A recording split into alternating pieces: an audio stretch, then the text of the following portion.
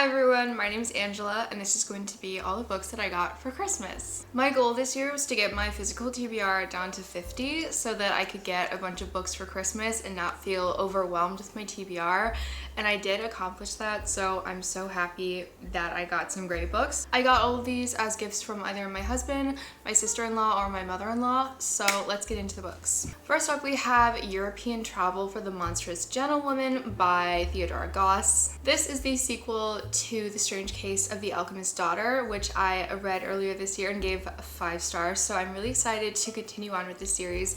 I did not realize how thick this book is, but I'm actually even more excited for it than I was before knowing it was this thick. I'm definitely going to try to get the audiobook and listen along because these characters are British and they have different accents, and I feel like the voice actress really does a lot to bring their characters to life. This series takes place in Victorian London, and we have a bunch of girls that are related to or created by famous figures in Victorian literature, and they are all monstrous in some way. So we have figures that have to do with Dracula and Sherlock Holmes, Dr. Jekyll, Mr. Hyde, figures like that. There's a really strong found family aspect to these books, and I'm super excited to see what adventures they get up to. I also got A Discovery of Witches by Deborah Harkness. I really wanted to read this one because I've seen the new TV show pop up on Netflix, and I thought I should probably read the book first. The blurb on the back says, "An irresistible tale of wizardry, science, and forbidden love." The synopsis says, deep in the heart of Oxford's Bodleian Library, Diana Bishop, a young scholar and the descendant of witches,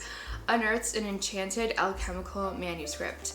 That sounds right up my alley. I'm so incredibly excited for this one. I hope I love it. I also got Fool's Errand, which is the first book in the Tawny Man trilogy by Robin Hobb. I still need to read the Live Ship Traders trilogy before I can start on this series, but I wanted to have the first book in the next series so that I could jump straight into it. If you don't know, Robin Hobb is a fantasy author who has a number of series that are all in this interconnected world called the Realm of the Elderlings. And in this series, we are going to be returning to our main characters from the first trilogy, whereas the second trilogy is kind of moving on to different characters. So I'm really excited to see where our characters are in this book and what misery they're feeling. Hopefully not too much, but I don't have my hopes up for them being happy. I'm really in my fantasy era because most of these are fantasy books. And our next fantasy book is The Rune of Kings by Jen Lyons. I don't know a ton about this plot, but I know that there's dragons, and apparently our main character in this series is a thief who discovers that he is a long-lost prince, and obviously there is a dragon on the cover, so I have really high hopes that there are going to be dragons. And I don't know much more than that, and I don't really need to, but I'm very excited. I've been hearing a lot of good things about this series, and again, I'm obsessed with any book that promises dragons. Next up is The Mask of Mirrors by M.A. Carrick. This book seems like it's going to have a lot of political intrigue and magic and romance. I believe our main character is a con artist, and she arrives to this big city and she's trying to con her way into a noble house. So I really like following nobles and royals in fantasy books, and I also love following all of the drama and the political maneuverings, so I really hope I love this one. I've also heard that there's a queer romance. Don't quote me on that, I might be wrong, but my understanding is that there is some kind of romance in here. This is another really thick one, and I'm really excited to dive into this world. Next up we have Raybearer by Jordan Ifueko. This is a YA fantasy book, I believe, and I'm not too sure of the plot because I have had this on my list for like 3 years. So it seems like our main character has just come of age and she's going to this capital city to compete to become one of the Crown Prince's Council of 11. So it seems like she's going to be coming into her powers and growing up, and there will probably be some political intrigue because anytime I see the word prince or king or anything, there's probably going to be some drama and betrayal. This cover is so beautiful and I'm excited to read this. I've heard really amazing things, specifically from this one bookstagrammer that I followed for like 10 years. I've been meaning to read this for so long, and I'm so glad that I finally own it. Next up is probably the book that I'm the most excited for. I don't know why. I think it's because of the blurb on the front that says it's Outlander meets Camelot, and that is The Lost Queen by Signe Pike. I love Outlander so much, and I also love anything to do with Merlin or King Arthur, the Knights of the Round Table, any of that. I was obsessed with the show Merlin as a middle schooler slash teenager, and this book sounds like it's going to be amazing. I don't really want to know too much about the plot, so I'm not going to read the back of the book, but something about Outlander meets Camelot is setting me up for extremely high expectations, so hopefully this one doesn't let me down. Okay, we are at our last fantasy book on this list, and that is A Natural History of Dragons by Marie Brennan. This book is about our main character, Lady Trent, who is apparently the world's preeminent dragon naturalist.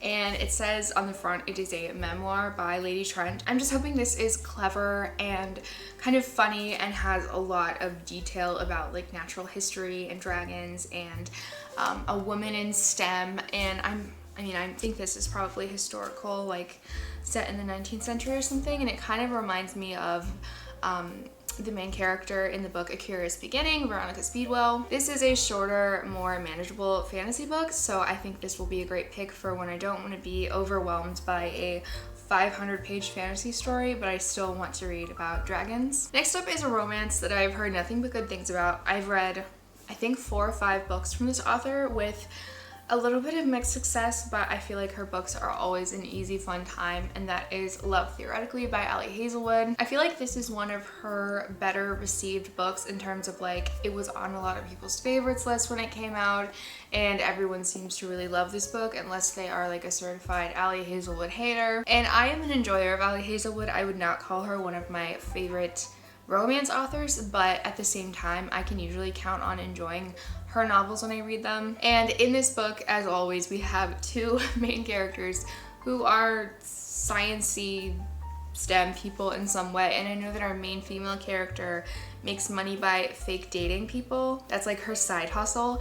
And I think she ends up falling for the brother of the person that she's fake dating. So that sounds fun and silly. And the last book that I got for Christmas is Olive Kitteridge by Elizabeth Strout. I wanted this book for a few reasons. The main ones are that I found this book on a list of like Gilmore Girls-esque books, and I think it's mostly because it's set in a small town. I've also heard amazing things about Elizabeth Strout in general, and I try to read a little bit of literary fiction, and when I do, I usually try to read like the creme de la creme, the, you know, best authors that a lot of people really love, just because it's not really my favorite genre. And also this book did win the Pulitzer Prize, so I'm interested to read a more literary take on like the small town trope. I don't know that this is going to be as cozy or as, you know, heartwarming as other small town books, but something about this has always called to me ever since I first heard of it, and I'm really excited to hopefully read this in 2025. So those are all the books I got for Christmas. I'm so grateful and thankful that I was able to receive these lovely books from my family. Thank you so much for watching, and I hope you have a lovely week.